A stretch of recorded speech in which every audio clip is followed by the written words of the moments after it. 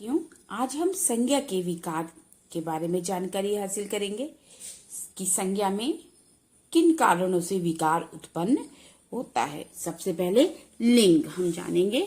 लिंग के बारे में प्रकृति ने सजीवों को दो भागों में बांटा है, स्त्री और पुरुष या नर और मादा।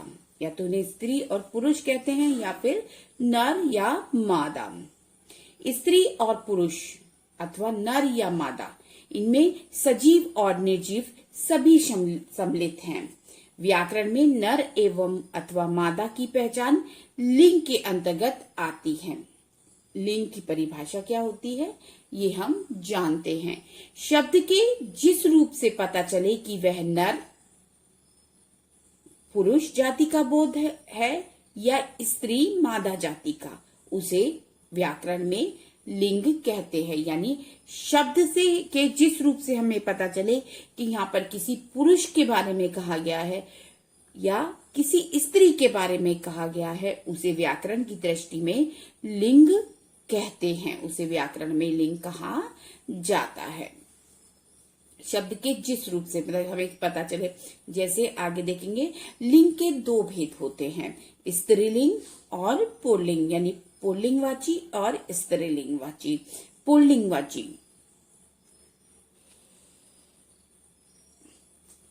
पुल्लिंगवाची शब्द के जिस रूप से पुरुष जाति का बोध हो उसे पुल्लिंग कहते हैं। जैसे सूरज निकला, डूबा चांद, ये दोनों ही किसके प्रतीक हैं? दोनों ही संज्ञाएं पुल्लिंग का प्रतीक है। अगला देखते हैं दूसरा भेद, स्त्रीलिंग। शब्द के जिस रूप से स्त्री जाति का बोध हो, शब्द का जो रूप स्त्री जाति का बोध कराए आपको, उसकी जानकारी दे, उसे स्त्रीलिंग कहते हैं। जैसे गाड़ी जा रही है, नींद आ रही है। इसमें नींद और गाड़ी दोनों ही शब्द क्या हैं? दोनों ही संज्ञाएं स्त्रीलिंग हैं। आगे एक और देखते हैं उदाहरण।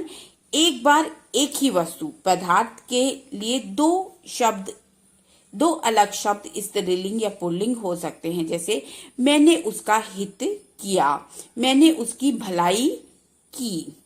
दीपक ने प्रकाश दिया, दीपक ने रोशनी दी। प्रकाश को ही रोशनी बोलते हैं, ठीक है।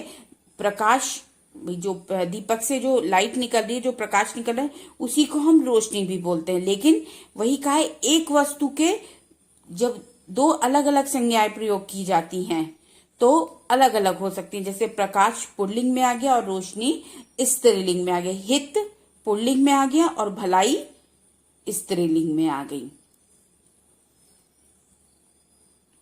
लिंग की पहचान। संज्ञा शब्दों के दो वर्ग होते हैं, प्राणीवाचक और अप्राणीवाचक। प्राणीवाचक संज्ञाओं में लिंग की पहचान आसानी से की जा सकती है, किंतु अप्राणीवाचक संज्ञाओं में जो वस्तुओं के लिए आती हैं, मतलब मुख्यतः वस्तुओं के लिए जो प्रयोग करते हैं, उन्हें अप्राणीवाचक कहते हैं। प्राणीवाचक वो जो जीवित होंगे, अप्राणीवाचक जो जीवित नहीं है। तो अप्राणीवाचक वस्तुओं के लिंग की पहचान के लिए परंपरा की शरण में जाना पड़ता है, जो पहले से ही चले आ रहे हैं। जो उन्हें कहा जा रहा है हम उन्हें उसी प्रकार कहते हैं। जैसे कई बार किसी भाषा में किसी दूसरी भाषा में आए शब्द अपने लिंग संबंधित पहचान लेकर आते हैं। कई बार ऐसे शब्द भी आ जाते हैं दूसरी भाषा में जो उसमें स्त्रीलिंग के लिए प्रयुक्त होते हैं, और इस भाषा में जब आते हैं तो हमको लगता है ये स्त्रीलिंग नहीं होना चाहिए, लेकिन उस भाषा में स्त्रीलिंग के लिए प्रयुक्त होते हैं तो हम उसे उसी प्रकार प्रयोग करते हैं। जैसे पुल्लिंग में बल्ब जल रहा है, मोमबत्ती जल रही है। सिर पर भार रखा है, समुद्र में जहाज खड़ा है या समुद्र में नाव खड़ी है। सिर पर टोकरी रखी है। आम मीठा है, इमली खट्टी है। छोटी सी बात, छोटा सा किस्सा। जैसे आप देखेंगे मोमबत्ती जल रही है। मोमबत्ती कभी कभी हम क्या करते हैं, क्रिया के द्वारा उसकी पहचान कर रहे, जल रही है तो क्या है? स्त्रीलिंग। और बल्ब जल रहा है तो वो हो गया पुल्लिंग। छोटी सी बात, छोटा सा किस्सा, छोटी सी बात पुल्लिंग में आ जाएगी और छोटा सा किस्सा स्त्रीलिंग में आ जाएगा। आम मीठा है, इमली खट्टी है, इमली खट्टी है स्त्रीलिंग में आ जाएगी। जैसे समुद्र में जहाज खड़ा है, तो क्रिया से खड़ा है तो हम इसे पुल्लिंग श्रेणी में रखेंगे, और समुद्र में नाव खड़ी है, ये स्त्रीलिंग श्रेणी में आएगी। इसी प्रकार हम देखते हैं अप्राणीवाचक संज्ञाओं के लिए निर्णय का आधार क्रिया और विशेषण द्वारा आसानी से हो सकता है। इससे मतलब क्रिया और विशेषण के माध्यम से हम आसानी से जान सकते हैं कि ये कौन से लिंग के अंतर्गत आएंगी। प्राणीवाचक संज्ञा शब्दों के कुछ शब्द नित्य पुल्लिंग होते हैं और कुछ नित्य स्त्रीलिंग। जो सदैव ही प्राणीवाचक संज्ञाओं में कुछ शब्द ऐसे होते हैं जो नित्य ही हमेशा पुल्लिंग कहे जाते हैं और कुछ सदैव स्त्रीलिंग कहे जाते हैं। जैसे नित्य पुल्लिंग शब्द कोआ, खटमल, खरगोश, कछुआ, गीदड़, भालू, बिच्छू, मगरमच्छ, तोता, भेड़िया, ये नित्य पुल्लिंग शब्द हैं। और स्त्रीलिंग शब्द क्या होंगे? नित्य स्त्रीलिंग, जो सदैव ये शब्द स्त्री के लिए प्रयोग किए जाते हैं। स्त्रीवाचक संज्ञा के अंतर्गत तितली, कोयल, मकड़ी, छिपकली, चील, मछली, लोमड़ी। इन शब्दों की जब हम पहचान करते हैं कि कौन सा स्त्रीलिंग है कौन सा पुल्लिंग, तो कोआ नित्य पुल्लिंग शब्द होगा। लेकिन जब कोआ के आगे हम मादा लगा देंगे, मादा कोआ, तो ये क्या हो जाएगा? ये स्त्रीलिंग हो जाएगा। जैसे तितली है, तितली सदैव, अगर तितली लिखा है, तितली आसमान में उड़ती है, तो क्या होगा?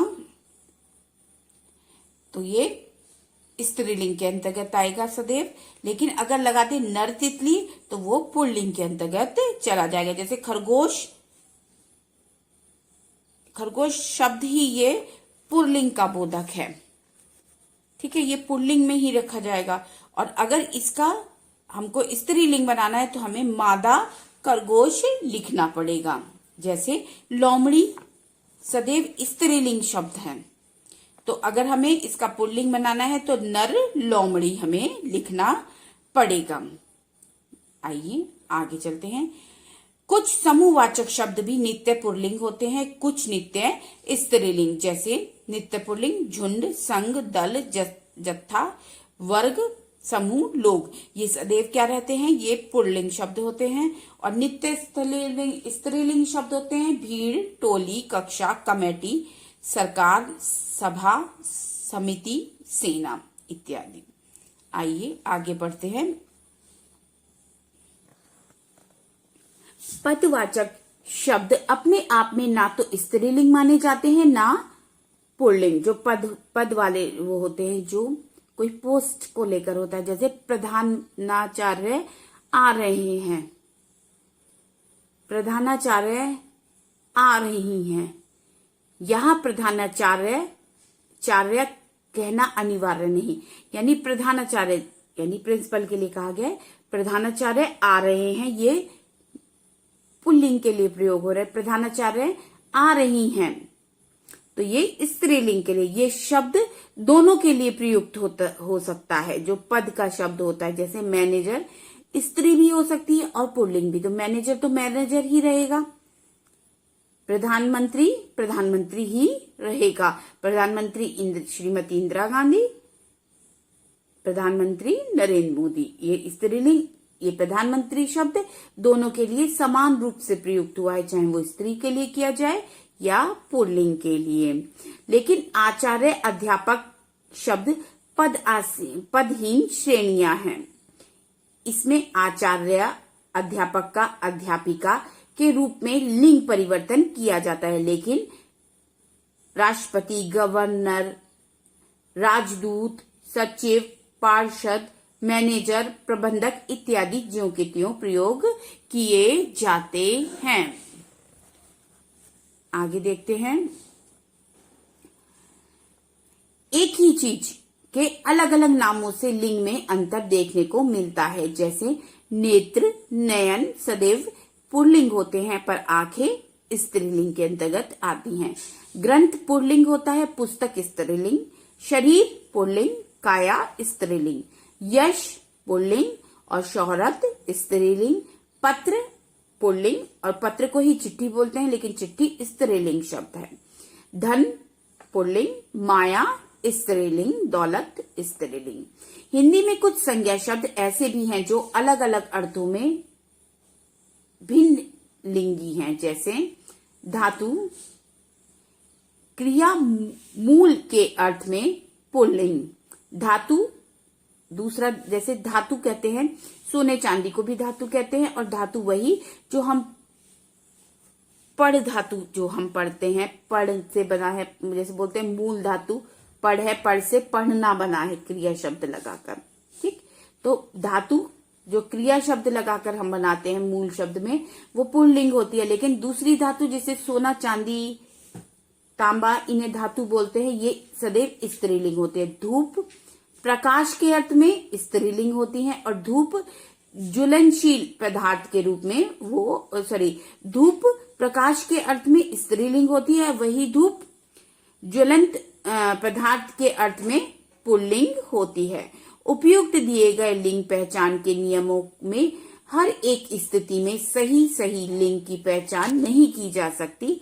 प्रत्येक नियम में कुछ ना कुछ अपवाद है, मतलब कुछ ना कुछ इनमें अपवाद है, यानी कुछ विद्वान कुछ मानते हैं और कुछ विद्वान उसे दूसरे लिंग के अंतर्गत लिखते हैं, मानते हैं।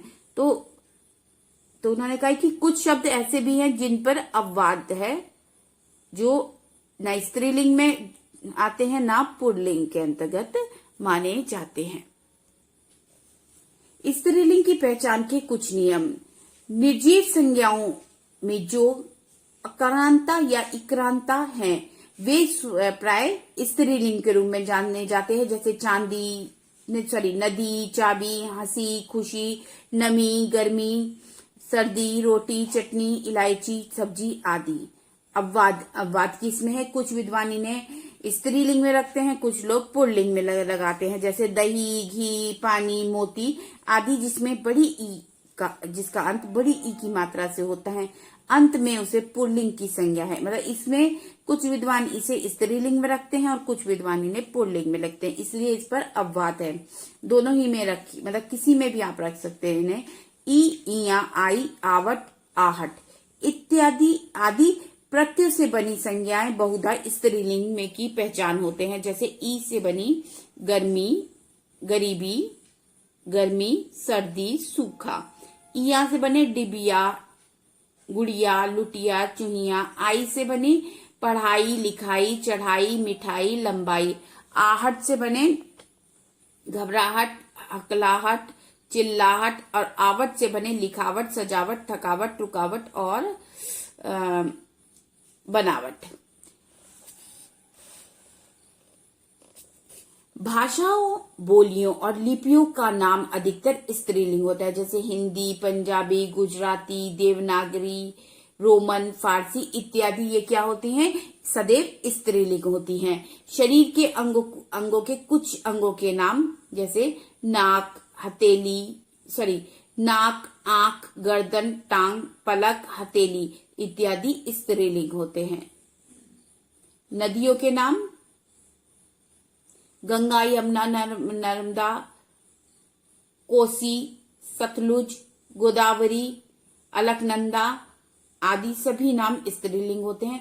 ब्रह्मपुत्र में अपवाद है, यह पुल्लिंग शब्द है। वैसे शब्द ये पुल्लिंग है, लेकिन नदी का नाम है तो कभी कभी स्त्रीलिंग में भी आप इसे देख पाते हैं। जैसे हिंदी में तिथियों के नाम प्रथमा, द्वितीया, तृतीया, चतुर्थी, पंचमी, सप्तमी, अष्टमी इत्यादि स्त्रीलिंग है। प्राय तुलनात्मक दृष्टि के आकार से लघुता स्त्रीलिंग की तरह मोड़ दिया जाता है, जैसे डिब्बा, डिबिया। डिबिया छोटी और डिब्बा बड़ा। आ से समाप्त होने वाले तत्सम शब्द प्राय स्त्रीलिंग होते हैं, जैसे योग्यता, प्रतिमा, शिक्षा, भिक्षा, कक्षा आदि।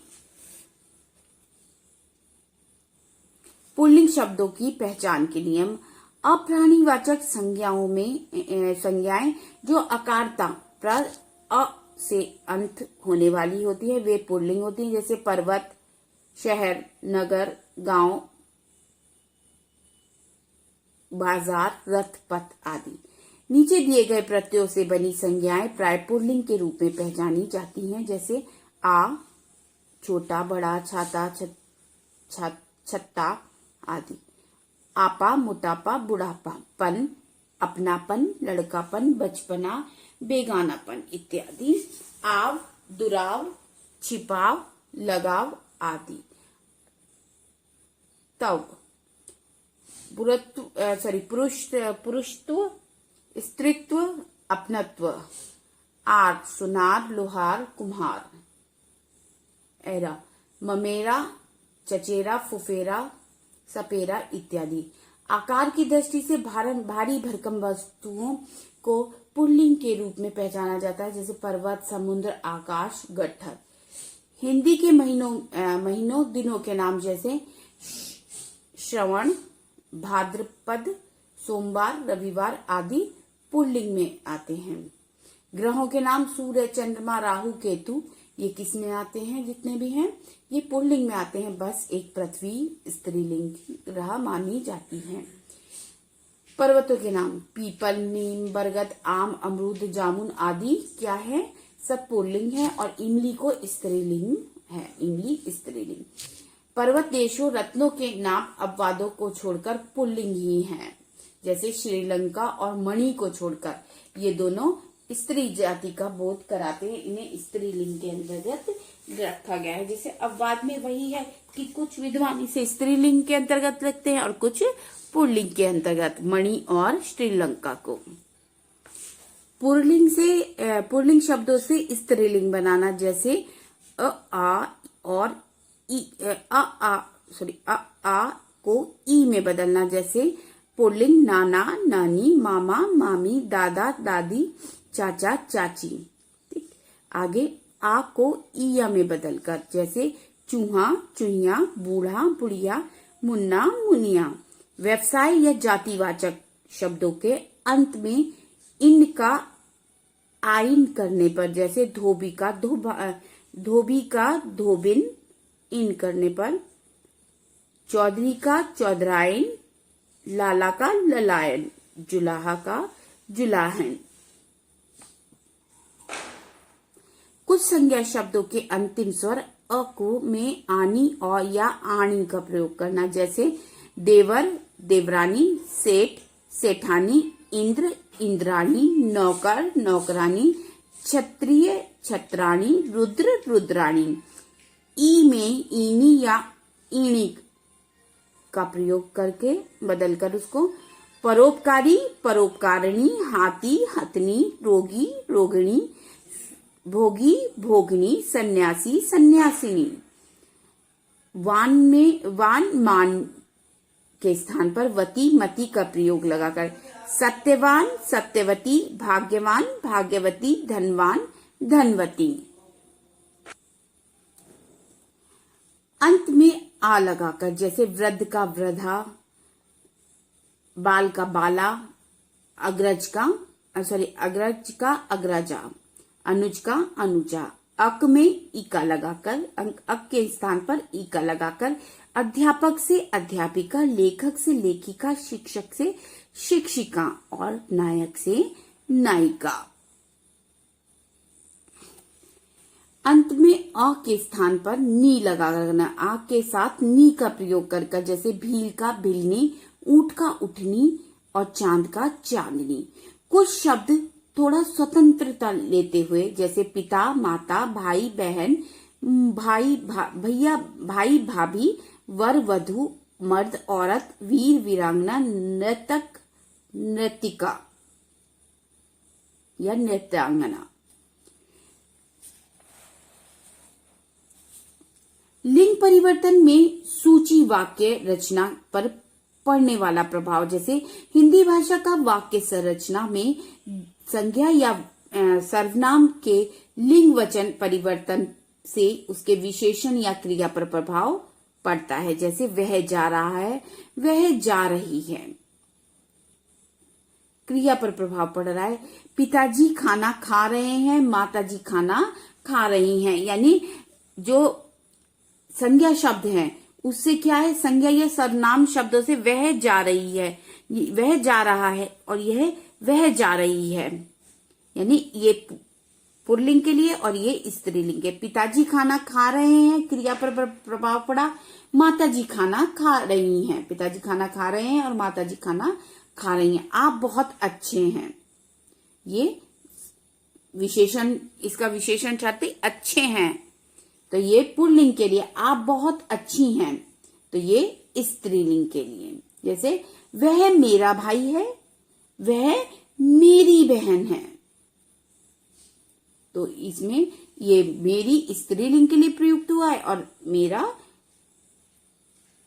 पुल्लिंग के लिए। यह दूर तक होने वाली परिवर्तन किसी भाषा की अपनी विशेषता को बताते हैं, लेकिन इस कारण उस भाषा के परिवर्तन से बाहर उसे सीखने में थोड़ी द्रुतता भी आती है। मुझे उम्मीद है कि आपको लिंग परिवर्तन भली भांति समझ में आ गया होगा। धन्यवाद।